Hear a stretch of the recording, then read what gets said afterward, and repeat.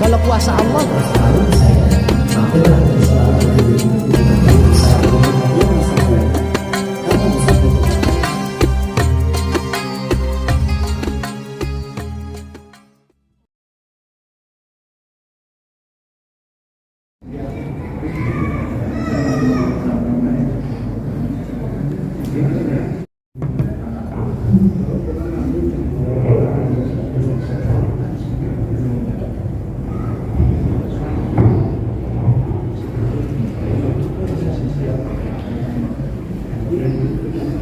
Bismillahirrahmanirrahim.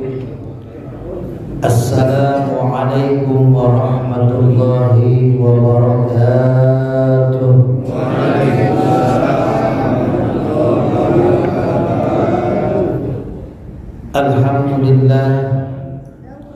Alhamdulillahilladzi qad a'tana ni'matan katsiratan wa kabiratan lana wa hiya ni'matul imani wal islam.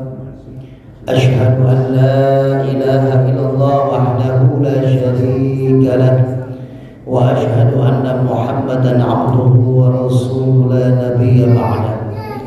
Allahumma salli ala sayyidina Muhammad wa ala ali sayyidina Muhammad kama sallaita ala Ibrahim wa ala ali Ibrahim fil alamin innaka Hamidum Majid.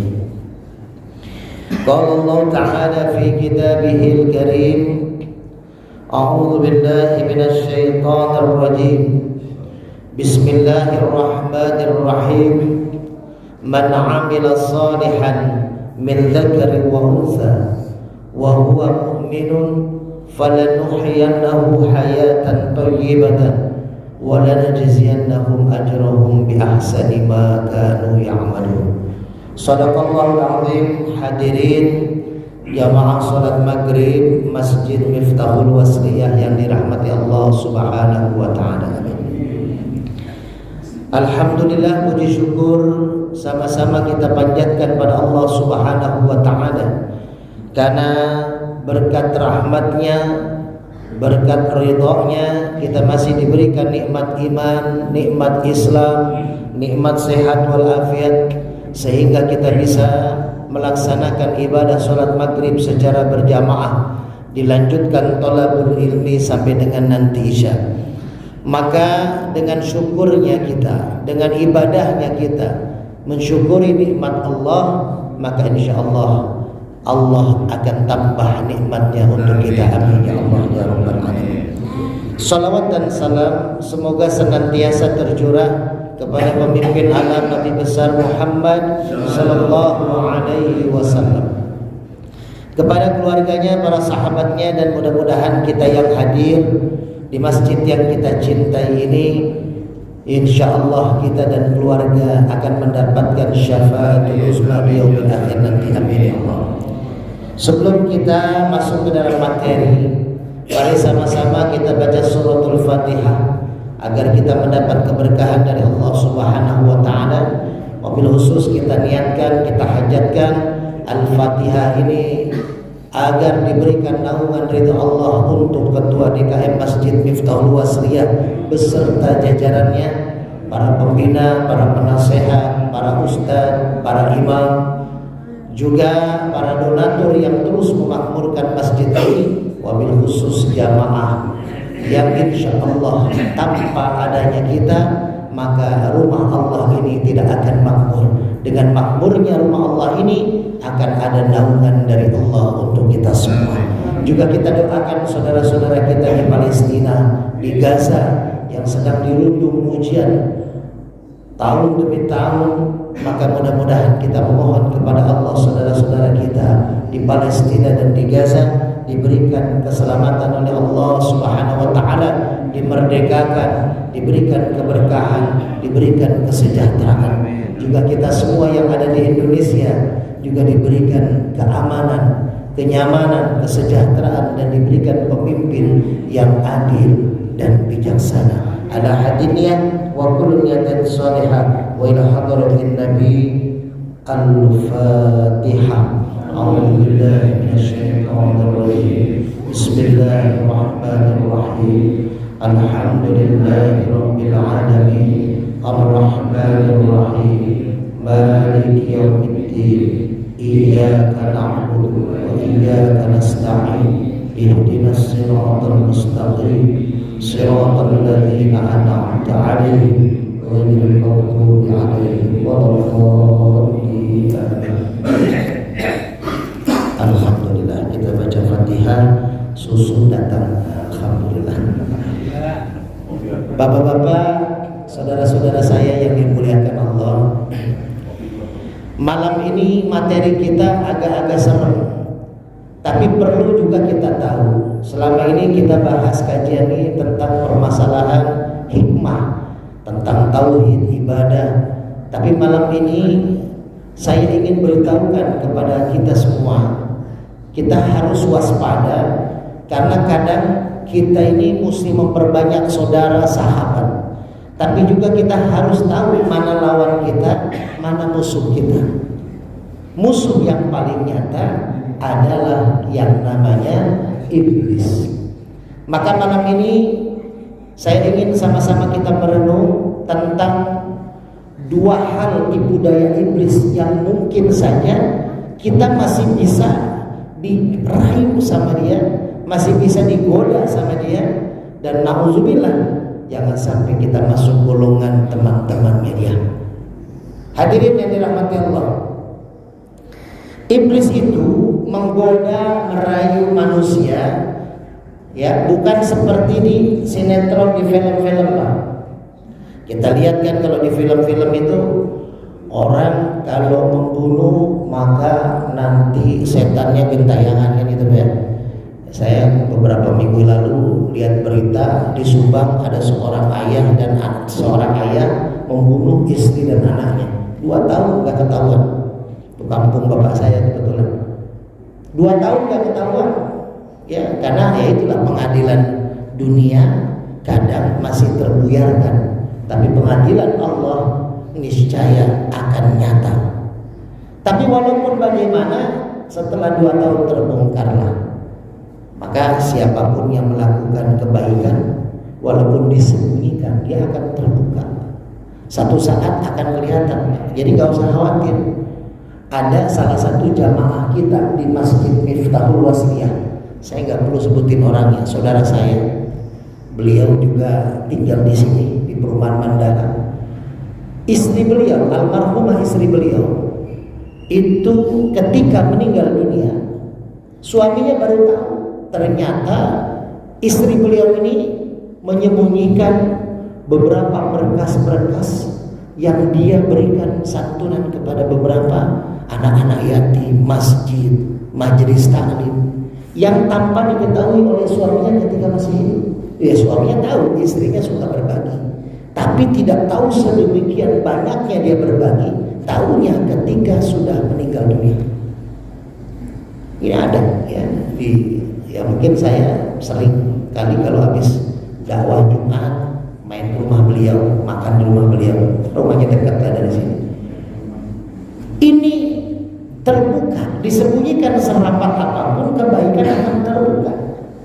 Ya, jadi makanya kalau kita berbuat baik itu yang menyaksikan para malaikat. Kalau kita melakukan keburukan, yang menyaksikan juga para malaikat. Seapapun aib kita, seapapun keburukan kita tutup-tutupin, pasti akan terbuka. Ya kan, aib kita ini banyak, Pak. Kita ini masih dihormati, dihargai orang karena aib kita masih ditutup Allah. Dibuka sedikit saja, Pak. Gak ada nilai kita di mata manusia.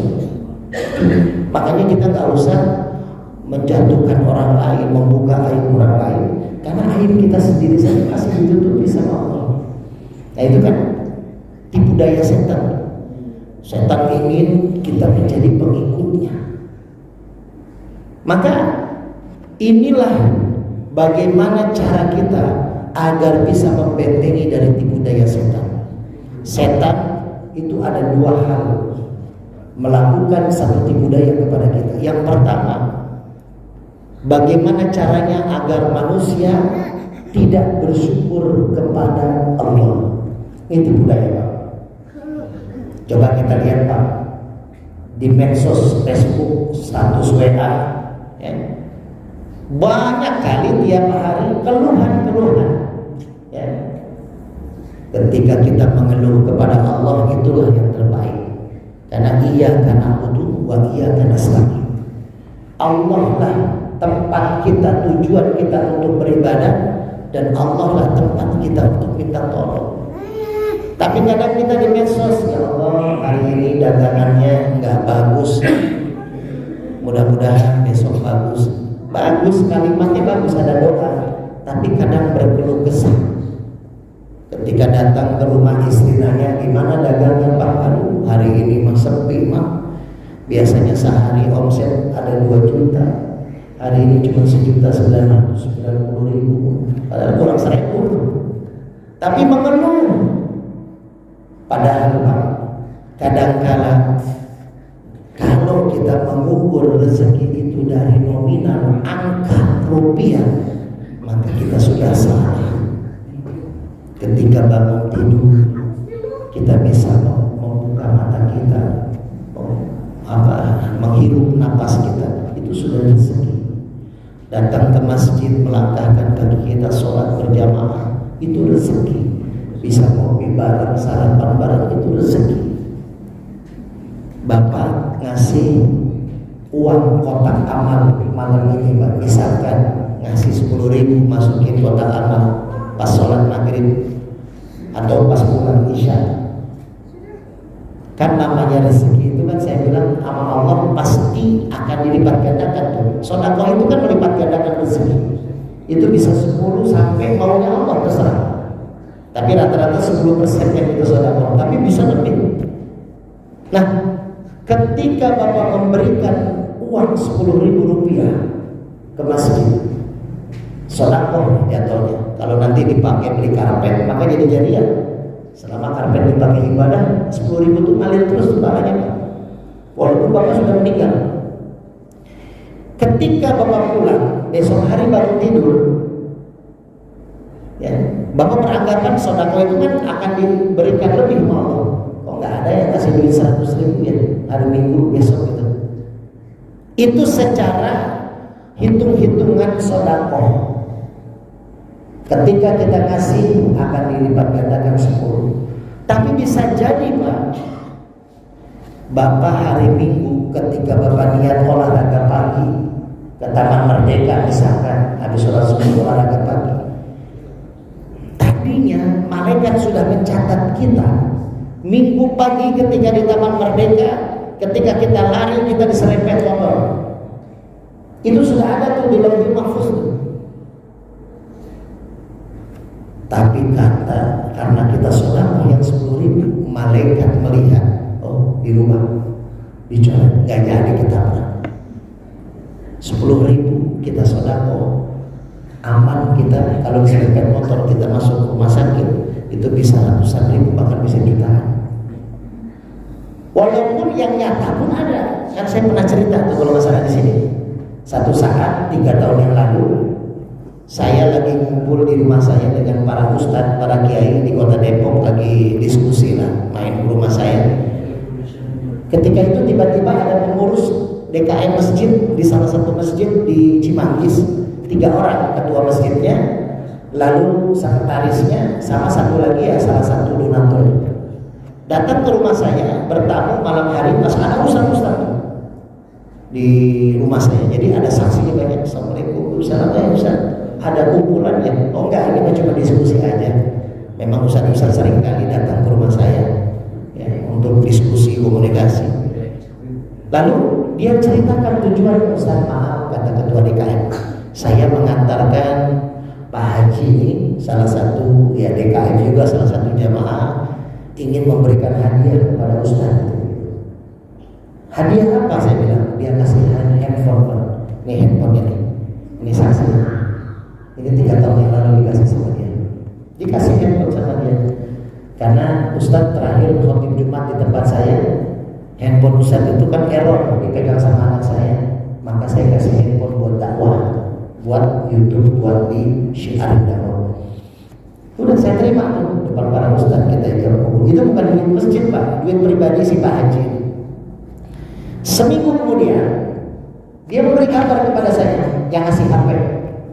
Assalamualaikum Pak Ustaz, alhamdulillah tanpa diduga, tanpa saya nyangka, saya 5 hari lalu hari Jumat, 5 hari setelah ngasih HP, hari Jumat saya dipanggil ke kantor. Saya dipanggil atasan, lalu kata atasan, kamu bulan ini, bulan depan berangkat umroh dari kantor, dapat hadiah umroh.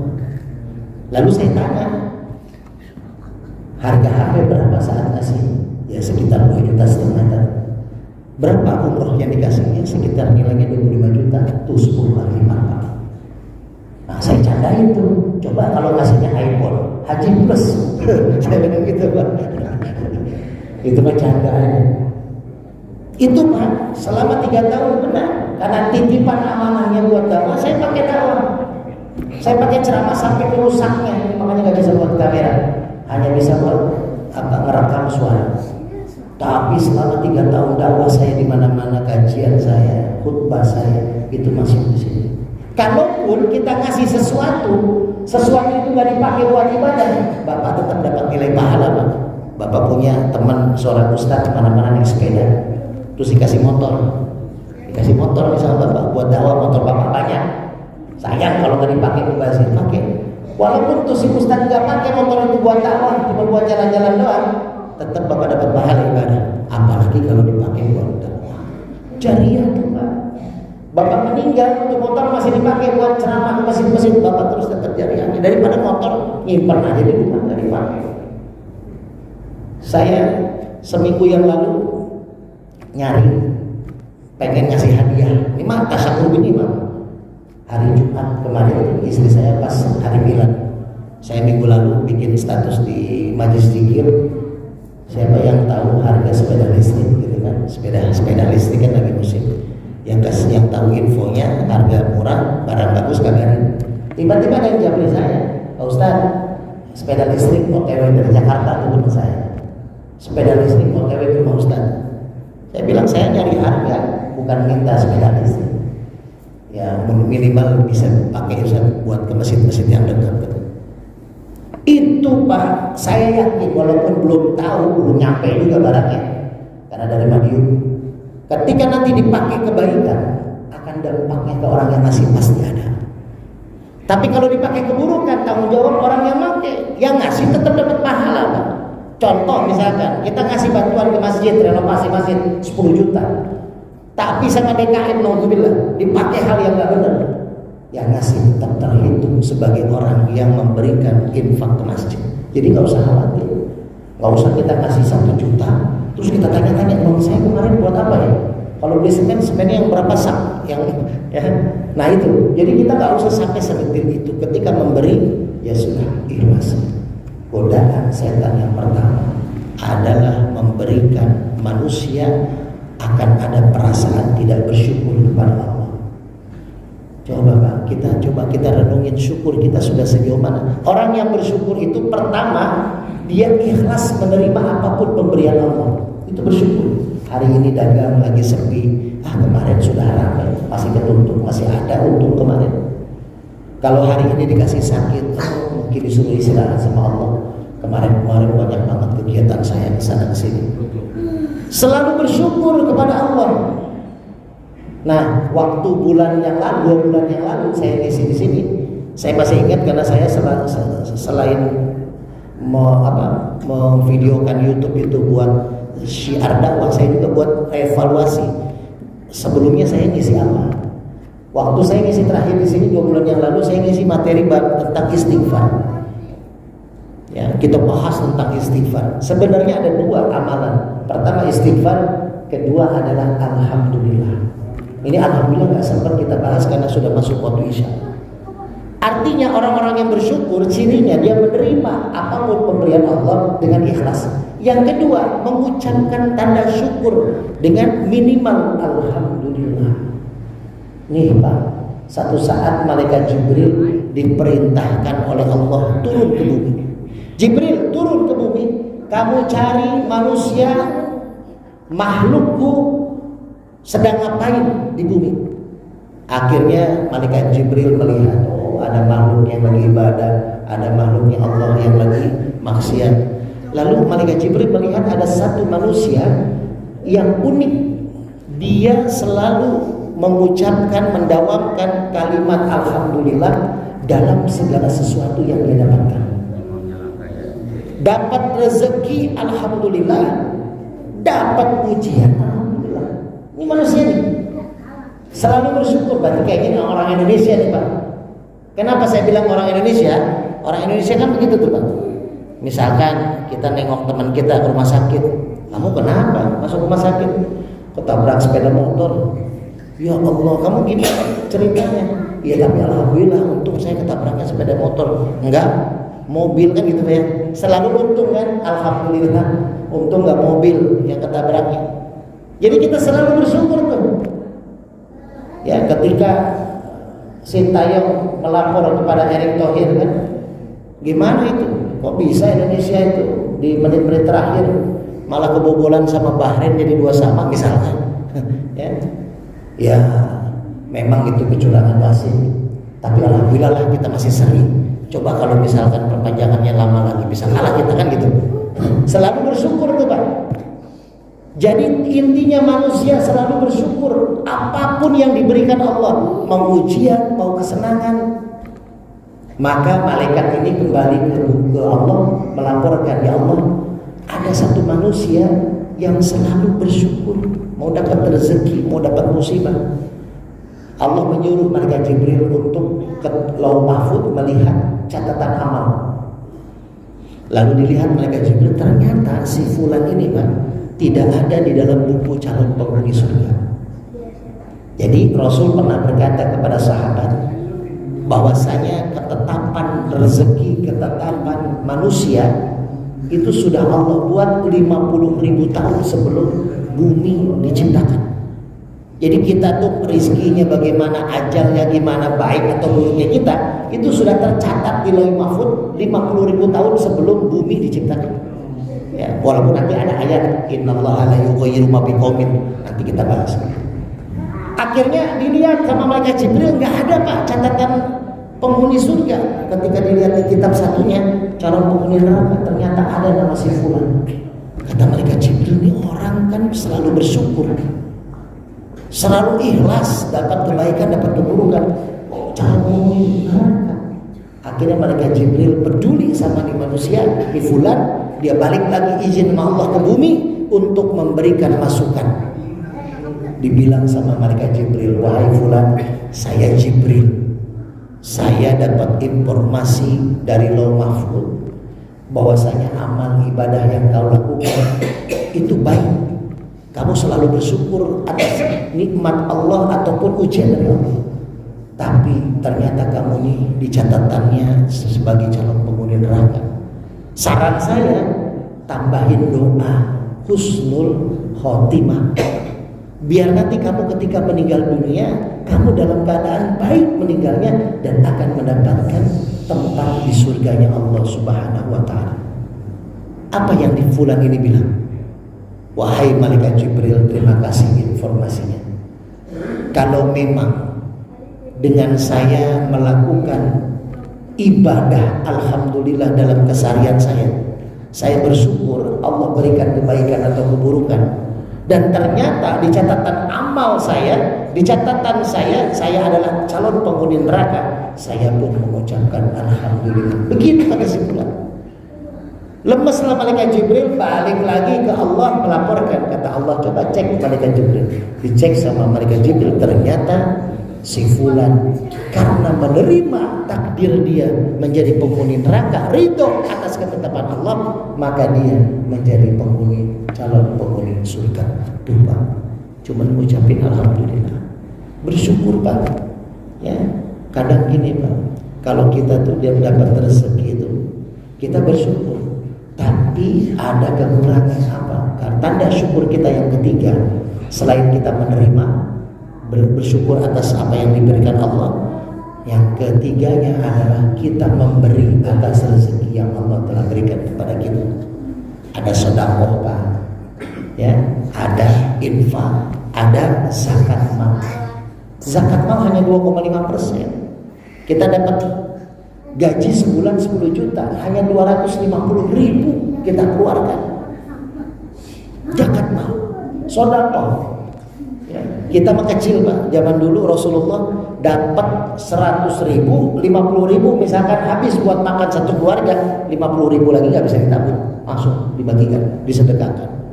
Setengah dimakan, setengah disedekahkan. Itu zaman Rasulullah dan sahabat. Kalau kita hanya 2,5%, itu pun berat kita lakukan. Itu yang pertama.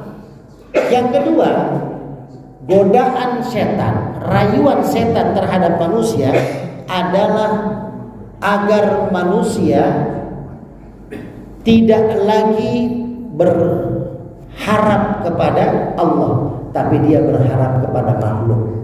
Dia bergantung kepada makhluk. Jadi biar nanti kalau ada apa-apa dia tidak minta ke Allah, bergantung kepada makhluk.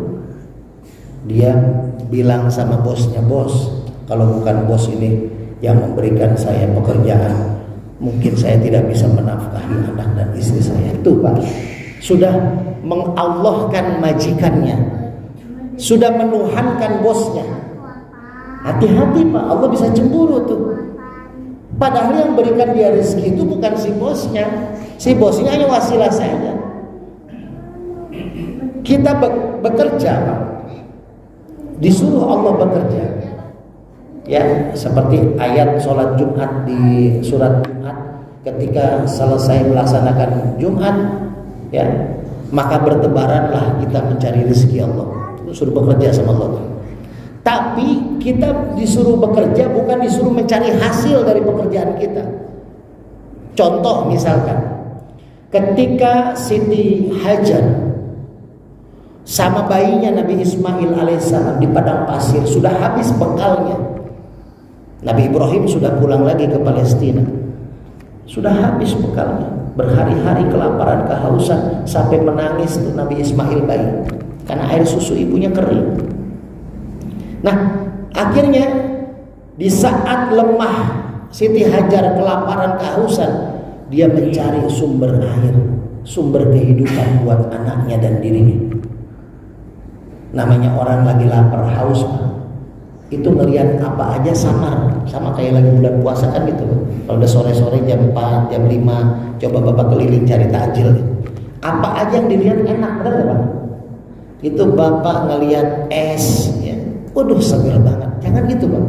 Air got lagi lewat, warnanya agak oranye, Bapak, kayak sirup nih. Padahal air got gitu ya. Bapak ngelihat kolam ikan, airnya gelembung-gelembung. Aduh, ini seger nih kalau diminum nih. Kan gitu. Apa yang dilihat kalau orang lagi kosong perutnya, enak aja. Makanya kan kalau orang lagi puasa itu menekan amarah, menekan nafsu. Ya, tapi apa? Tapi ketika orang puasa, apa aja disyukuri Pak. Cuman kan kadang kita nafsu kita nih, makanya setan dibelenggu lagi puasa. Tapi nafsu kita kan enggak.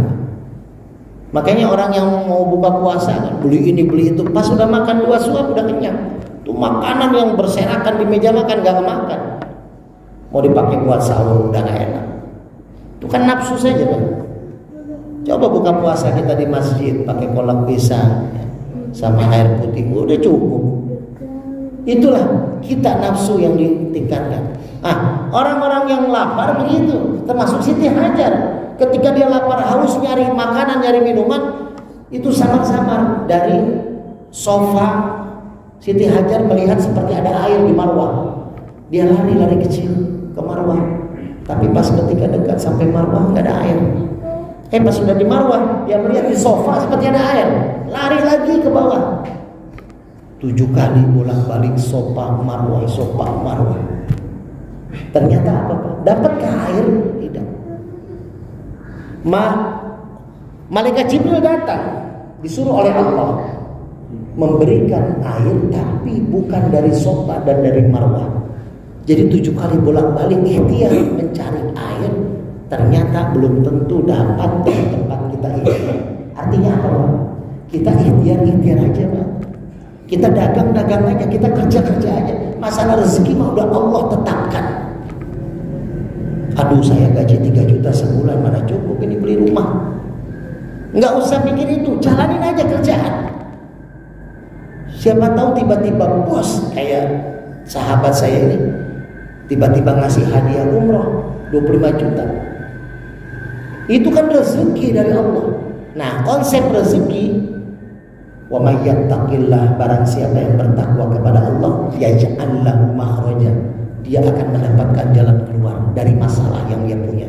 Ini yang pertama. Yang kedua, wa yarzuqhu, dan dia akan diberikan rezeki. Ini konsep rezeki nih Pak, jangan salah.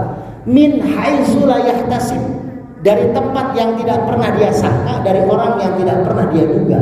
Maka kalau kita masih berharap dari orang, berarti itu bukan rezeki, itu pamrih. Kita berbuat baik kepada si fulan agar dapat kebaikan juga dari si fulan, itu pamrih. Ketika kita beramal, berbuat baik, jangan pilih kasih, jangan milih pamrih. Berikan saja. Ibarat kata orang, tangan kanan ngasih, tangan kiri nggak ngeliat. Kita kasih aja. Itu konsep rezeki. Makanya Siti Hajar mencari rezekinya di Sofah, di Marwah, dapat airnya di tengah-tengah antara Sofah dan Marwah. Diketuk, ada pendapat yang mengatakan sayapnya malaikat Jibril, ada yang mengatakan adalah kakinya Nabi Ismail yang bayi. Ketika diinjak, keluarlah air yang sangat banyak. Karena Siti Hajar orang Palestina, maka Siti Hajar pakai bahasa Arab Palestina mengatakan zam, berkumpul airnya, biar berkumpul. Itu zam itu artinya adalah berkumpul. Ya. Jadi ini bahasa Arab Palestina, berkumpullah air itu, dan sampai sekarang nggak habis-habis berkahnya. Dulu sempat ditutup oleh kaum jahiliyah, akhirnya ditemukan lagi oleh kakeknya Nabi Muhammad. Air zam-zam itu sempat ditutup biar tidak mengeluarkan energi positifnya dari tempat air zam-zam itu, tapi dibuka. Inilah Pak, kunci rezeki bukan dari tempat yang kita duga, ya. Jadi jangan sampai berpikiran, aduh saya dagang nih, saya kan punya produksi minyak Al-Hikmah. Sebulan itu dagang minyak sama saya kasih, lebih banyak kan saya ngasih. Misalkan sebulan 100-200 botol, yang saya bagi bisa 300 botol. Setiap ada orang datang, saat saya sakit ini saya kasih. Ketika saya dakwah di mana-mana ada jamaah pengurus, saya kasih. Bahkan maulid, saya beberapa kali ceramah maulid, saya bagi kadang 30 botol, 40 botol. Gitu. Setiap bulan kita kasih 100 botol ke anak-anak yatim piatu untuk cari berkah. Padahal nggak ketutup tuh modal. Sempat sebulan yang lalu saya minyak habis, pesanan banyak, minyak habis, modal nggak ada. Tiba-tiba saya ceramah di Jakarta. Habis ceramah di Jakarta di salah satu masjid, tiba-tiba teman saya melihat status, dia PNS, dia datang menemui saya karena dulu waktu PNS-nya minta syariat juga doa sama kita. Dia cerita, Ustaz saya mau pesan minyak, habis minyak, lo kok nggak buat lagi? Modalnya lagi belum ada. Karena apa? Minyak di luaran sana banyak yang dijualin tapi belum pada setor gitu. Akhirnya apa? Pak Ustaz, saya ngasih titip jajan buat anak Pak Ustaz, ditransfer sama dia. Hari itu juga depan dia saya buka transferannya 30 juta. Saya bilang, ini apa-apaan jajan anak 30 juta? Ini buat modal minyak. Tuh, bikinlah 2000 botol saya. Bagi-bagi lagi. Kenapa? Itu urusan Allah, rezeki. Saya tidak merasa bahwasanya hasil dari minyak ini untuk rezeki saya, enggak. Orang yang berobat tanpa mahal, boleh ditanya. Hari Minggu besok saya rutin ngobatin ketua masjid di Cilodong, Nur Mainah, saraf kejepit. Berapa Ustaz? Nggak ada mahar, terserah mau ngasih mau enggak. Jadi intinya apa? Rezeki mah dari Allah. Alhamdulillah, keberkahan Allah kasih dari apa? Dari apa yang kita sudah tebar.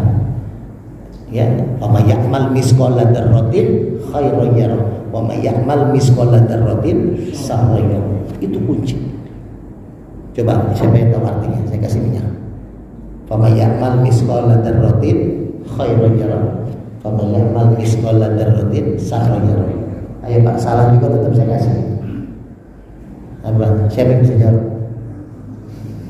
Mangga, Bapak apa? Hah? Ayo. Faman ya'mal misqala dzarratin khairan yarah. Ayo. Enggak harus pas, Pak, tapi maksudnya itu. Nah itu. Nah itu boleh. Mangga, Dek, kasih ke Bapak, Dek. Itu kasih ke Bapak yang jawab. Yang penting mah hadiah udah dikasih. Udah enggak apa-apa. Tuh kasih ke Bapak tuh. Yang pojok tuh. Tuh Bapak tuh. Tuh kasih ke Bapak. Nah.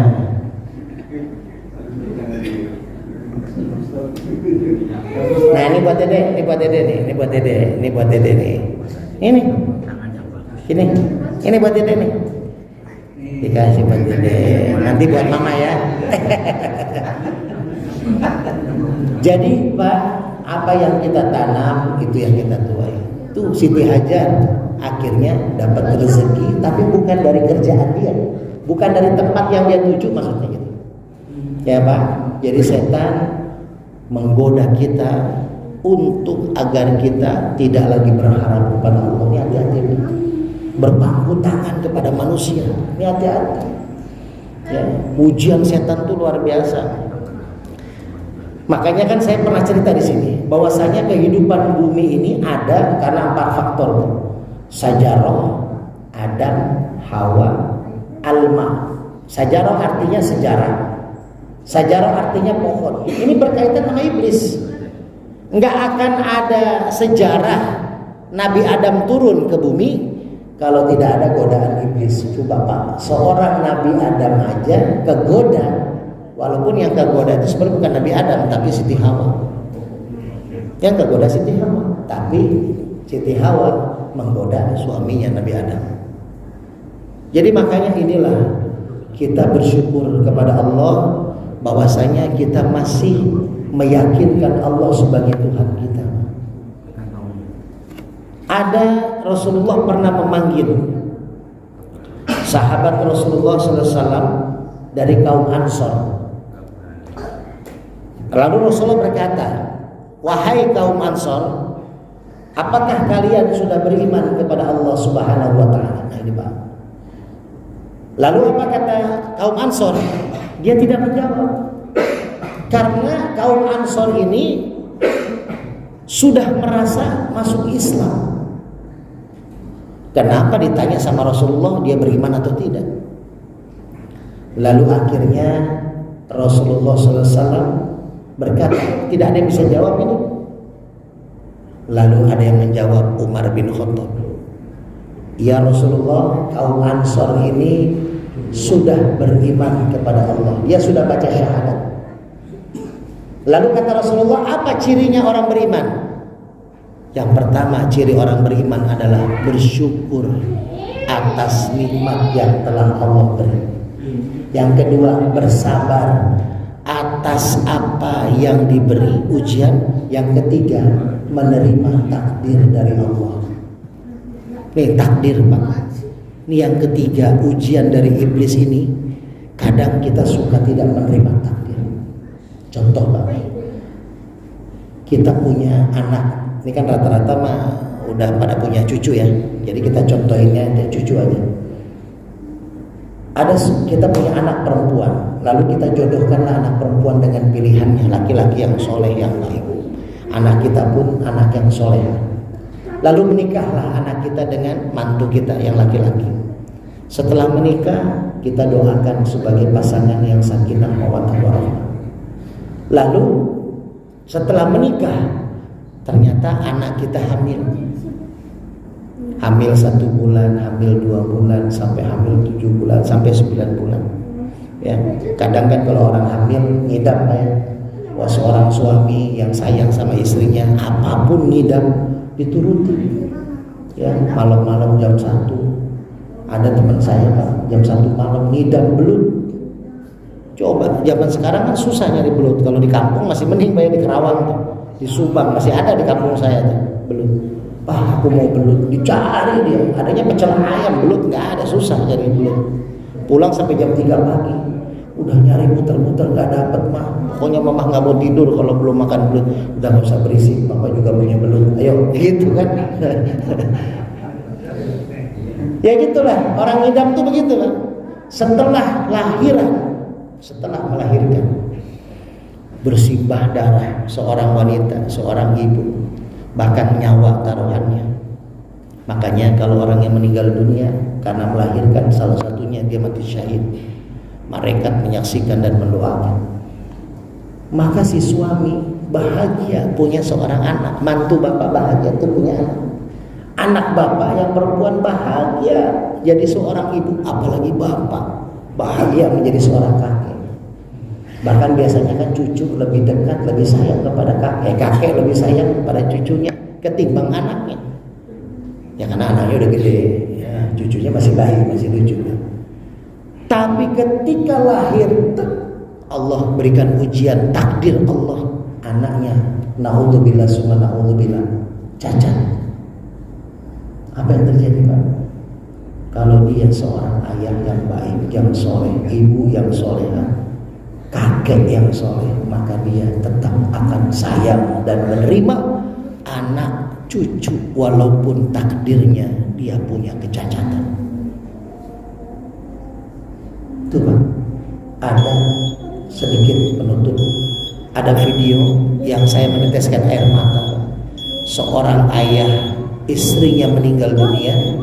Ayahnya ini udah tua, udah sekitar 60 lebih. Dia tiap hari jualan kerupuk pakai sepeda. Bapak mungkin udah nonton videonya, ada di Facebook, di YouTube juga. Anaknya ya kayak ODGJ Pak. Anaknya tuh punya keterbelakangan mental, tapi sudah dewasa. Tinggal digubuk tiap hari, anaknya diboncengi bapaknya di depan. Bapaknya jualan kerupuk, sudah umur 60 lebih, udah tua. Dia goes, paling dapat 15.000, 20.000 untuk bisa makan bersama anaknya. Tapi sayang si bapak tidak meninggalkan anaknya, tidak menitipkan anaknya di rumah sakit manapun, dia jaga, dia rawat. Itulah seorang ayah yang baik, yang menerima takdir dari Allah walaupun anaknya punya kekurangan. Bapak-bapak hadirin yang dirahmati Allah, mudah-mudahan kajian kita maghrib ini bisa membuat kita sadar untuk bersyukur kepada Allah, dan untuk kita jangan sampai ketika diuji sama Allah kita marah. Apalagi kita ketika diberikan takdir mau baik mau buruk, kita terima, pasti akan ada hikmahnya. Mudah-mudahan Allah pertemukan kita lagi. Mudah-mudahan DKM jamaah kalau misalkan memang mengajukan usulan ke ketua DKM, Pak Ketua bikin kajiannya rutin aja, nanti kita pakai kitab Pak. Kalau pakai kitab enak, misalkan ahad keempat gitu kan, kita pakai kitab bersama. Ya, mudah-mudahan ada hikmahnya. Sehat semua, berkah semua. Wabillahi taufiq wal hidayah. Wassalamualaikum warahmatullahi wabarakatuh.